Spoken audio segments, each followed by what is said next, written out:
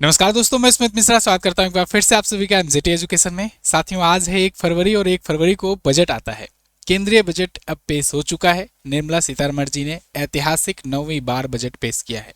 ऐसा करने वाली ये लगातार 9 बार बजट पेश करने वाली पहली व्यक्ति हैं, साथ ही साथ पहली महिला तो हैं ही। तो आज की वीडियो में हम लोग उन 10 बड़ी घोषणाओं को मैं यहाँ पर वीडियो में बताऊंगा, जो आसान भाषा में आपको पता लग पाए, जिससे आप समझ पाएं कि किन किन मुद्दों पर क्या बड़ी घोषणाएं की गई हैं, इस बजट में आपको क्या मिलने वाला है, क्या कुछ खास अनाउंसमेंट सरकार के द्वारा हुई है।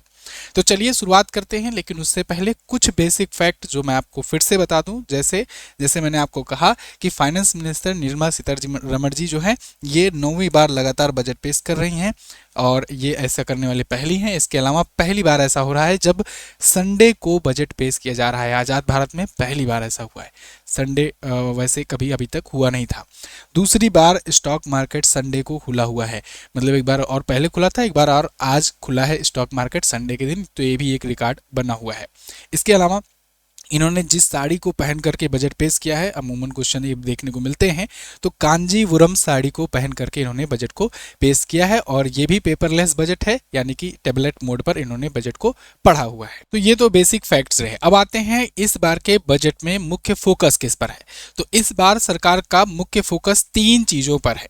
सबसे पहले तेजी या रफ्तार जिसे कहते हैं। अस्थिर वैश्विक परिदृश्य में सुदृढ़ता बनाए रखने के लिए सरकार आर्थिक विकास में तेजी लाना और उसे बनाए रखना चाहती है। सरकार जिस गति से भाग रही है उसी गति को, उसी रफ्तार को पकड़े रखना चाहती है। दूसरा, लोगों की आकांक्षाओं को पूरा करने में उनकी क्षमताओं का विकास, यानी कि क्षमता। तो रफ्तार, क्षमता। इसके अलावा सबका साथ।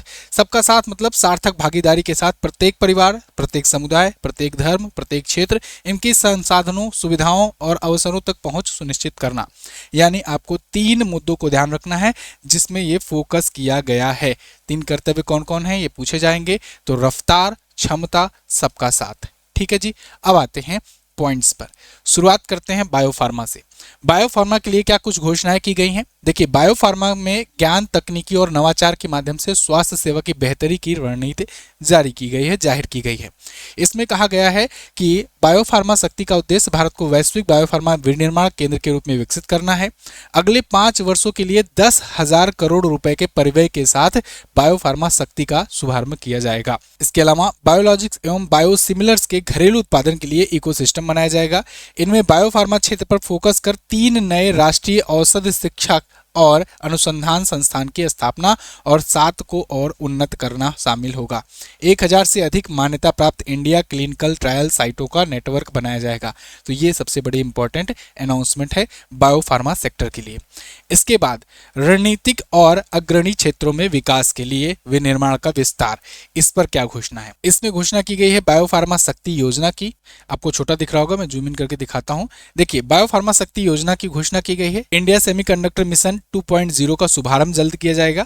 इलेक्ट्रॉनिक कंपोनेंट विनिर्माण योजना के लिए परिव्यय बढ़ा करके 40,000 करोड़ रुपए तक किए जाएंगे।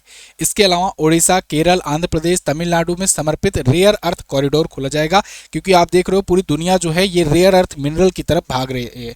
तो रेयर अर्थ मिनरल की तरफ जो दुनिया भाग रही है, तो भारत भी क्यों ना भागे।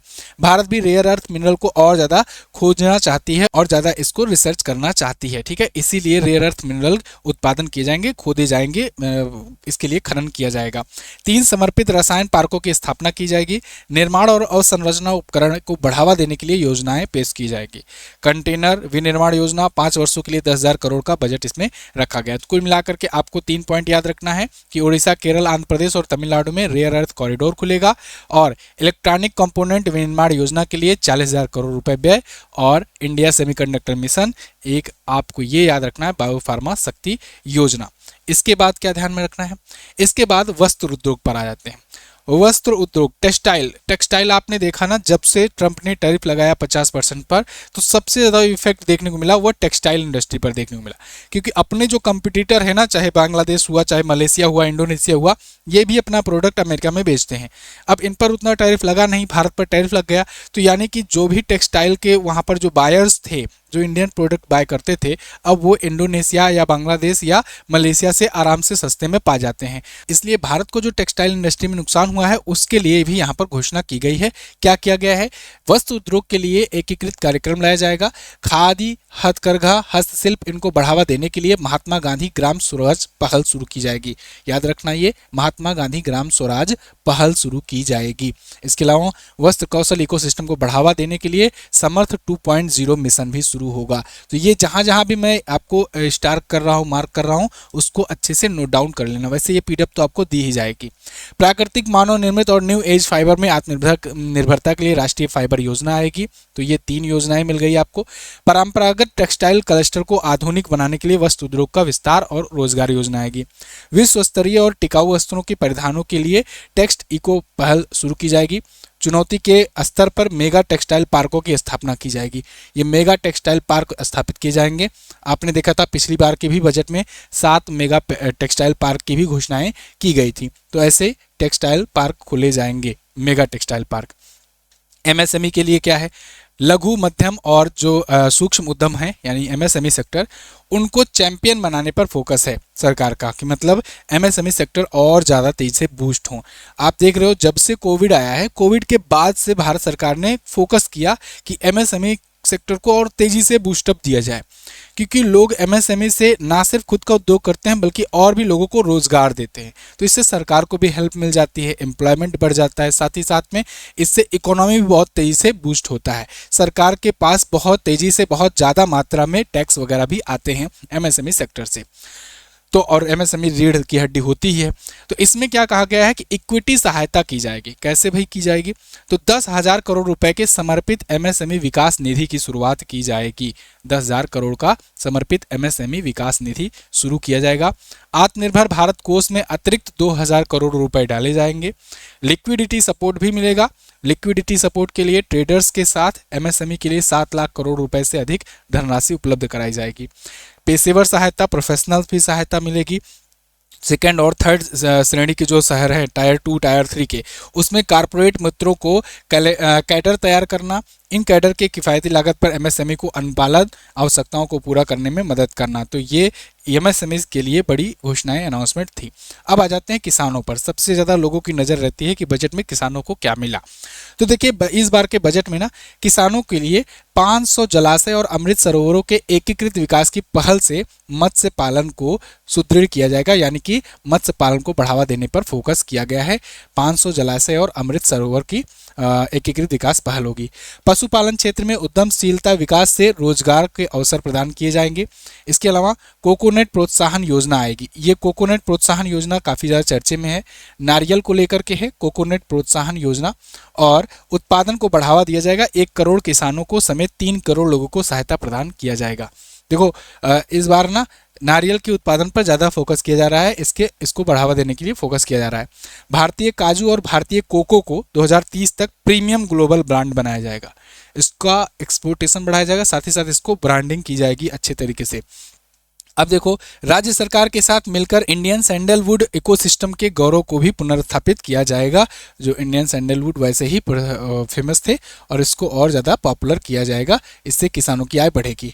इसके अलावा और क्या किया जाएगा? इसके अलावा भारत विस्तार, बहुभाषीय जो एआई टूल हैं ये किसानों की मदद करेंगे, किसानों की उत्पादकता बढ़ाएंगे, विशिष्ट सलाह प्रदान करेंगे। एआई के माध्यम से किसानों की हेल्प की जाएगी, एआई टूल्स के माध्यम से। मतलब उनको कौन सी किस समय पर खाद डालनी है, कौन से बीज उपयोग करने हैं, कौन सा मौसम में क्या करना है, सिंचाई कब, बुआई कब, ये सब पूरी जानकारी एआई के माध्यम से हर लैंग्वेज में किसानों के आराम से समझा दिया जाएगा। किसानों को बेहतर निर्णय लेने और जोखिम को कम करने में मदद मिलेगी। इसके अलावा ग्रामीण महिलाओं के नेतृत्व वाले उद्यम के लिए सेल्फ हेल्प एंटरप्रेन्योर या कहें एसएचई मास्टर्स जो है ये शुरू किया जाएगा, जिसमें महिलाओं को उद्यम मालिक बनने में मदद करेगा। महिलाएं भी उद्यमी बनेंगी। दिव्यांगजनों के लिए क्या है? दिव्यांगजनों के लिए घोषणा की गई है कि दिव्यांगजन कौशल योजना आएगी। क्या आएगा? दिव्यांगजन कौशल योजना। इससे जो दिव्यांगजन हैं, जो हैंडीकैप्ड पर्सन हैं, उनको भी स्किलफुल किया जाएगा, जिससे वो अपना अपना काम खुद का कुछ न कुछ कर सकें। प्रत्येक दिव्यांग समूह को उद्योग अनुकूल और विशिष्ट प्रशिक्षण के माध्यम से समान जीवन से जीने के अवसरों को सुनिश्चित किया जाएगा। इसके अलावा दिव्यांग सहारा योजना, ये दोनों योजना याद रखना, दिव्यांगजन कौशल योजना और दिव्यांग सहारा योजना, ये दोनों आपसे पूछा जाएगा। तो इसमें artificial limbs manufacturing corporation of India को यानी एल्मिको को सहायक उपकरणों के उत्पादन को बढ़ाने, रिसर्च और विकास में निवेश करने, इसके अलावा एआई से एकीकरण करने के लिए सहायता दिया जाएगा। पीएम दिव्यासा केंद्रों को सुदृढ़ किया जाएगा। मॉडर्न रिटेल टेक्सटाइल सेंटरों के रूप में जो असिस्टिव टेक्नोलॉजी मास्टर है इसकी स्थापना में सहायता दी जाएगी। तो इसीलिए दिव्यांगजनों के लिए ये था। ठीक है, इसके बाद क्या कहा गया है, इसके बाद देखिए कार्बन कैप्चर उपयोग और संग्रहण के लिए यानी CCUS के लिए 5 औद्योगिक क्षेत्रों में अनुप्रयोग में उच्च क्षमता का स्तर प्राप्त करने के लिए CCUS तकनीकों को बढ़ावा दिया जाएगा। इसमें विद्युत होगा, इस्पात होगा, सीमेंट होगा, तेल शोधन होगा और केमिकल्स। तो अगले 5 वर्षों में 20,000 करोड़ रुपए का परिव्यय इसमें किया जाएगा कार्बन कैप्चर में। ठीक है, कार्बन कैप्चर इंडस्ट्री में। इसके बाद क्या कहा गया है जी, इसके बाद आते हैं SVCG, ये बहुत इंपॉर्टेंट है। SVCG, AVGC क्या है? AVGC मतलब एनिमेशन, विजुअल इफेक्ट और गेमिंग और कॉमिक्स। सरकार अब इस सेक्टर में भी युवाओं का इंटरेस्ट देखते हुए इस सेक्टर में भी इंटर कर रही है और इसमें और बढ़ावा देने का प्रयास कर रही है। इसके लिए क्या किए जाएंगे, इसके लिए भारत में AVGC क्षेत्र में 2030 तक 20 लाख पेशेवर की आवश्यकता होने का अनुमान है। मतलब भाई जो लोग प्रोफेशनल गेमर्स वगैरह हो ना, एनिमेटर हो या एनिमेशन करते हो या फिर एडिटिंग करते हो वगैरह करते हो, कुछ भी विजुअल बनाते हो, तो उनके लिए भी यहाँ पर बड़ी वैकेंसी आने की संभावना है। 2030 तक 20 लाख पेशेवर प्रोफेशनल्स इनकी आवश्यकता पड़ेगी। अब इसके लिए क्या किया जा रहा है, 15,000 माध्यमिक विद्यालय और 500 कॉलेजेस में AVGC कंटेंट क्रिएटर लैब्स की स्थापना की जाएगी। यानी AVGC कंटेंट क्रिएटर लैब्स अब स्कूल कॉलेजेस में भी आएंगे होंगे, वहाँ पर लोगों को शिक्षा दी जाएगी, उसके बारे में थोड़ा बहुत जानकारियाँ दी जाएगी। Indian institute of creative technology Mumbai जो समर्थन देने के लिए प्रस्ताव किया गया है। आपको पता होगा देश का पहला ऐसा कंटेंट क्रिएटिव को लेकर के एक इंस्टीट्यूट खुला था मुंबई में, मैंने करंट अफेयर में आपको बताया था। तो Indian institute of creative technology Mumbai जो है ये इसमें हेल्प करेगा। इसके अलावा उच्च अधिकार प्राप्त अस्थायी समिति बनेगी शिक्षा से रोजगार और उद्यम के लिए। यानी शिक्षा और रोजगार के लिए क्या कहा गया है, इसमें कहा गया है कि शिक्षा से रोजगार और उद्यम इस नाम की एक अस्थायी समिति बनेगी। किस नाम से? शिक्षा से रोजगार और उद्यम नाम से। ये विकसित भारत के प्रमुख कारक के रूप में सेवा क्षेत्र पर ध्यान केंद्रित करेगी और उपायों की सिफारिश करेगी। तो इस शिक्षा से कैसे रोजगार पाए जाएं और कैसे शिक्षा से एजुकेशन के माध्यम से अपने उद्यम स्थापित किए जाएं, है ना। जैसे पकौड़ा योजना है, तो पकौड़ा के लिए तो कोई शिक्षा की जरूरत नहीं है, उससे अगर कोई जाकर अपने पकौड़े की दुकान खोलता है तो उसमें तो कोई शिक्षा की जरूरत नहीं पड़ी, तो उसको नहीं। ऐसे कोई रोजगार और ऐसे कोई उद्यम जो शिक्षा से जुड़े हों, जो स्किल करके, जैसे कि मैं पढ़ा फिर मैं पढ़ा रहा हूं, तो शिक्षा से रोजगार की योजना जो होंगी उसके लिए कमेटी बनेगी और ये विकसित भारत के प्रमुख कारक के रूप में सेवा क्षेत्र पर ध्यान केंद्रित करते हुए उपाय की सिफारिश करेगी सरकार को कि ये उपाय लागू किए जाए। इसके बाद 2047 तक भारत की सेवा क्षेत्र में 10% वैश्विक हिस्सेदारी के साथ ग्लोबल लीडर बनना है। फिर वही 2047 वाला चैंप दिए। समिति विकास, रोजगार और निर्यात के लिए अधिकतम संभावित क्षेत्रों को यहाँ पर महत्व देगी। समिति AI और अन्य उभरती तकनीकों द्वारा आधारित नौकरियों और कौशल की आवश्यकताओं को पूरा करेगी। मतलब ये समिति बना दिए गए हैं कि अब इस समिति जो बताएगी उसी पर काम करेंगे, अभी कुछ नया अनाउंसमेंट नहीं करेंगे। ठीक है जी। तो ये तो एक शॉर्ट वीडियो थी, एक 10 बड़ी घोषणाओं की वीडियो थी। इसके बाद ही जस्ट मैं एक और वीडियो लाऊंगा जिसमें मैं कैटेगरी वाइज बताऊंगा कि आप अगर किस ग्रुप के हो। जैसे मान लीजिए आप किसान हो, जैसे मान लीजिए आप स्टूडेंट्स हो, जैसे मान लीजिए आप IT पेशेवर हो, काम करते हो, नौकरी पेशा वाले हो, जैसे मान लो आप वृद्ध हो, तो उनको क्या क्या मिल रहा है उसको मैं अलग अलग कैटेगरी वाइज छांट करके मैं अलग से वीडियो दूंगा अभी। ठीक है, तो इस वीडियो को देख लिए हो तो चैनल को सब्सक्राइब कर लो। अगली वीडियो जस्ट बजट पर फिर से आने वाली है थोड़ी ही देर में, जिसमें अलग अलग कैटेगरी वाइज आपको सब कुछ अच्छे से समझाया जाएगा। वीडियो कैसी लगी है कमेंट करके जरूर बताइएगा। इसकी PDF आपको टेलीग्राम चैनल पर हमारे मिल जाएगी, MJT एजुकेशन के नाम से है। इसके अलावा अगर आप किसी एग्जाम की तैयारी कर रहे हो तो ब्रह्मास्त्र करंट अफेयर का वार्षिकांक और लास्ट 6 मंथ का करंट अफेयर का ई-बुक, ये दोनों आया हुआ है। आप इसे भी MJT ऐप पर प्राप्त कर सकते हो। देख सकते हो सारे चैप्टर्स आपको चैप्टर वाइज डिटेल एक्सप्लेनेशन के साथ सब कुछ कंटेंट कवर कराया गया है। इसमें हर एक चीज टेबल, चार्ट, ग्राफिक्स के माध्यम से आपको दिया जाता है। कहां पर मिलेगी आपको? MJT ऐप पर। MJT app Google play store से डाउनलोड कर लेना, वहीं से बेस्ट ई-बुक सेक्शन में जाकर ले लेना। किसी भी सहायता के लिए व्हाट्सएप के नंबर दिया गया है, आप वहां से संपर्क कर सकते हो। मैं मिलूंगा अगली वीडियो में, तब तक के लिए नमस्कार, जय हिंद, वंदे मातरम।